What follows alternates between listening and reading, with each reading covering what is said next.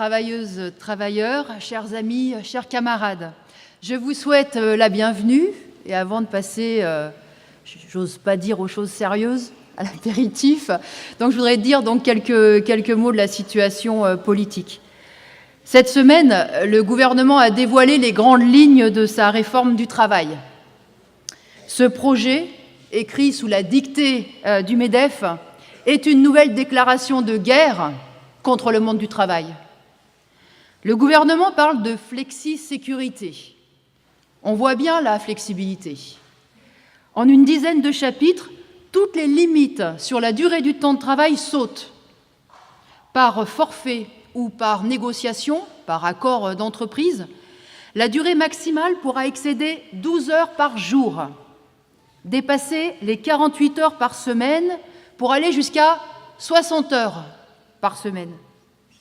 Non seulement les 35 heures n'existent plus que sur le papier, mais elles seront de moins en moins payées, parce que la loi envisage une majoration légale de 10% au lieu des 25% actuels, et surtout parce qu'elle envisage de comptabiliser ces heures supplémentaires sur l'année, voire sur 2 ans. Mais que le gouvernement ose, en plus, parler de sécurité pour les salariés est une véritable provocation. Avec cette réforme, le patronat obtient un permis de licencier. Dès que les commandes baisseront un peu, dans tel ou tel secteur, les salariés pourront être licenciés, quand bien même le groupe affichera des bénéfices insolents. Et puis, le gouvernement s'attaque même aux minces filets protecteurs que constituaient les indemnités prud'homales en les plafonnant.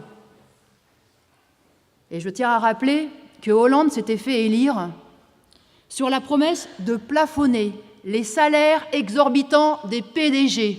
Eh bien, aujourd'hui, il finit son mandat en plafonnant les indemnités prud'homales pour les salariés licenciés.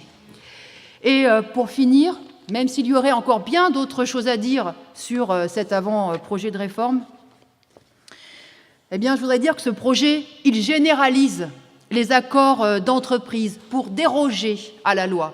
C'est la fin de la loi valable pour tous les travailleurs et les portes ouvertes à la généralisation du chantage patronal. Et si jamais les syndicats faisaient obstruction, comme le disent tous les patrons, eh bien, il y aurait encore ce fameux référendum d'entreprise.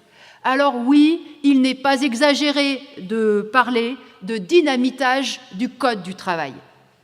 N'en déplaise à Fillon, Juppé, Sarkozy, qui passent leur temps à dire que Hollande n'a pas de cap, qu'il n'a pas de colonne vertébrale, eh bien, en matière de mesures anti-ouvrières, il les a tous dépassés de plusieurs têtes.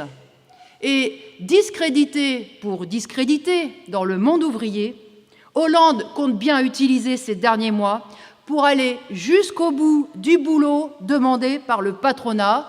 C'est ce qui s'appelle un serviteur dévoué de la bourgeoisie.